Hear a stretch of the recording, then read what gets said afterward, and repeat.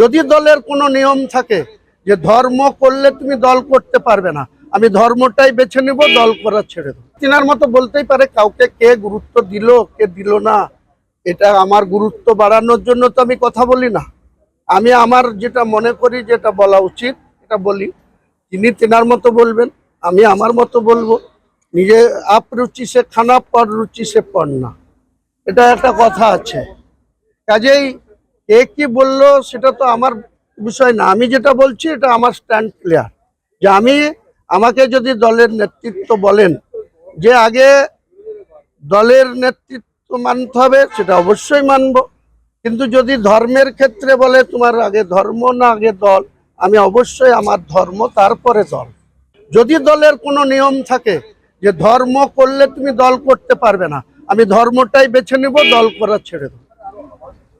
আচ্ছা দাদা, এই বিষয় নিয়েই আপনাদের দলের থেকে অরূপ চক্রবর্তী তিনি বলছেন যে আপনি নানান সময় নানান মন্তব্য করে থাকেন এবং সব মন্তব্যে আমরা সমস্ত গুরুত্ব দিই না। সেটা তিনার মতো বলতেই পারে, কাউকে কে গুরুত্ব দিল কে দিল না, এটা আমার গুরুত্ব বাড়ানোর জন্য তো আমি কথা বলি না। আমি আমার যেটা মনে করি, যেটা বলা উচিত এটা বলি।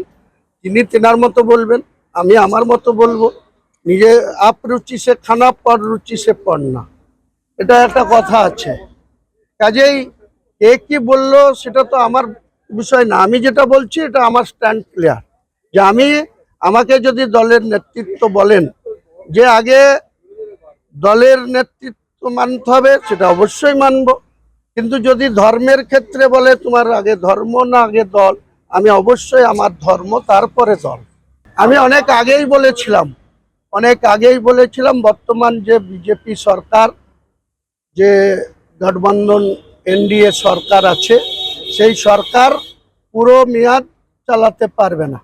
কারণ ওনারা প্রথম যখন 2014 ক্ষমতায় এসেছিলেন তখন ছিল 282, তারপরে যখন ক্ষমতায় এসেছিলেন 19-এ তখন ছিল 303, 224-এ এসছে 240। কাজেই চন্দ্রবাবু নাইডু এবং নীতিশ কুমার এই দুটো দলের সংখ্যা 28, এটা নিয়ে ওনার মেজরিটি দেখিয়েছেন। কখন যে ওনারা পাল্টে খাবে আর কখন যে ওনারা ক্ষমতাচ্যুত হবে, আমার নিজের স্থির বিশ্বাস খুব বেশি সময় যাবে না, যেটা এনডিএ বিরোধী জোটরা দিল্লির ক্ষমতায় বসবে। তখন মমতা বন্দ্যোপাধ্যায় তো একটা ইম্পর্টেন্ট পার্ট তার থাকবে। তো সব থেকে বেশি খুশি হব, যেটা বাঙালি প্রধানমন্ত্রী হওয়ার অনেক সম্ভাবনা জ্যোতিবাবুর জন্য হয়েছিল, প্রণববাবুর জন্য হয়েছিল। জ্যোতিবাবুকে তার দল হতে দেয়নি, তখন জ্যোতিবাবু বলেছিলেন ঐতিহাসিক ভুল করলো তার দল। আর প্রণববাবু প্রধানমন্ত্রী হতে পারেননি, কিন্তু রাষ্ট্রপতি হতে পেরেছিলেন। আগামী দিনে মমতা বন্দ্যোপাধ্যায় যদি প্রধানমন্ত্রী হয়, একজন বাঙালি হিসাবে আমরা গর্বে আমাদের বুক ভরে যাবে, সেটার সম্ভাবনা উজ্জ্বল আগামী দিনে।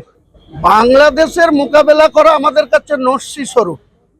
আমরা যখন কোনো কিছু টাইমে নস্যি নিয়ে একটু নাকে টানি, তখন দুবার হাঁচি দিলেই সেই ঠান্ডা লাগাও ভালো হয়ে যায় এবং নস্যির যে উপকারিতা সেটা কাজে হয়। তা বাংলাদেশের মোকাবেলা করা পশ্চিমবাংলার 11 কোটি মানুষ নিয়েই এনাফ ইজ এনাফ, যথেষ্ট। এরা এসব পাগলের প্রলাপ বকছে রিজভি ফিজবি। হ্যাঁ, মুর্শিদাবাদ আমরা প্রয়োজনে বললাম তো, যখন প্রয়োজন হবে মুর্শিদাবাদের 90 লক্ষ মানুষের মধ্যে আপনি 50% মহিলাদের ছেড়ে দেন, তাদের তো আর বাড়ির বাইরে বার করব না আমরা। 90 লক্ষ মানুষের মধ্যে 45 লক্ষ মানুষ, তাতে হিন্দু থাকবে, মুসলিম থাকবে, সব জাতি থাকবে। প্রয়োজনে বাংলাদেশের এইসব বর্বরদের বিরুদ্ধে আমরা রাস্তায় নেমে এদেরকে শিখিয়ে দেব যে ভদ্রতা কাকে বলে। তোমরা অকৃতজ্ঞর মতো 1971 সালে ইন্দিরা গান্ধী ছিল বলে তোমরা বাংলাদেশের অস্তিত্ব পেয়েছো। আজকে তোমরা অকৃতজ্ঞর মতো শুধু ইন্ডিয়া বিরোধী। আমি একবার 1989 সালে বাংলাদেশ গিয়েছিলাম। বাংলাদেশের লোকরা এত বর্বর, এত অসভ্য, তখনও দেখেছিলাম শুধু ইন্ডিয়ার বিরুদ্ধে কথাবার্তা, শুধু ইন্ডিয়ার বিরুদ্ধে আক্রমণ। এটা বরদাস্ত করা যায় না। অঙ্ক কষেই বলছি, আগামী দিনে বিহারের নির্বাচন আসতে দিন, নীতিশবাবু পাল্টি খাবেই, তার নিজের গদি ধরে রাখার জন্য পাল্টি খাবে। ভয়ঙ্কর অভিযোগ করছেন, মানে এটা কি, মানে আপনার কাছে কি তথ্য আছে এরকম? আমার কাছে, আমি অঙ্ক কষেই কথা বলি, আমাকে অনেকেই অনেক কিছু আন্ডার এস্টিমেট করে, কিন্তু আমার 42 বছরের অভিজ্ঞতায় কখনো কখনো যেটা রাত্রেবেলায় শুয়ে মনে মনে চিন্তা করি, সেটা দেখি 10 মাসে, 10 দিনে, নাই 3 মাসে ফলপ্রসূ হয়ে যায়। এটা কি আইপ্যাক থেকে তথ্য হচ্ছে আপনার কাছে? কোনো প্যাকের বিষয় না, এটা আমার নিজের অভিজ্ঞতার কথা বলি। যদি দলের কোনো নিয়ম থাকে যে ধর্ম করলে তুমি দল করতে পারবে না, আমি ধর্মটাই বেছে নিব, দল করা ছেড়ে দেবো। আচ্ছা দাদা, এই বিষয় নিয়েই আপনাদের দলের থেকে অরূপ চক্রবর্তী তিনি বলছেন যে আপনি নানান সময় নানান মন্তব্য করে থাকেন এবং সব মন্তব্যে আমরা সমস্ত গুরুত্ব দিই না। সেটা তিনার মতো বলতেই পারে, কাউকে কে গুরুত্ব দিল কে দিল না, এটা আমার গুরুত্ব বাড়ানোর জন্য তো আমি কথা বলি না। আমি আমার যেটা মনে করি, যেটা বলা উচিত এটা বলি। তিনি তিনার মতো বলবেন, আমি আমার মতো বলবো। নিজে আপ রুচি সে খানা, পর রুচি সে পড়না, এটা একটা কথা আছে। কাজেই কে কি বললো সেটা তো আমার বিষয় না। আমি যেটা বলছি এটা আমার স্ট্যান্ড ক্লিয়ার, যে আমাকে যদি দলের নেতৃত্ব বলেন যে আগে দলের নেতৃত্ব মানতে হবে, সেটা অবশ্যই মানব। কিন্তু যদি ধর্মের ক্ষেত্রে বলে তোমার আগে ধর্ম না আগে দল, আমি অবশ্যই আমার ধর্ম তারপরে দল। আমি অনেক আগেই বলেছিলাম বর্তমান যে বিজেপি সরকার, যে গঠবন্ধন এনডিএ সরকার আছে, সেই সরকার পুরো মেয়াদ চালাতে পারবে না।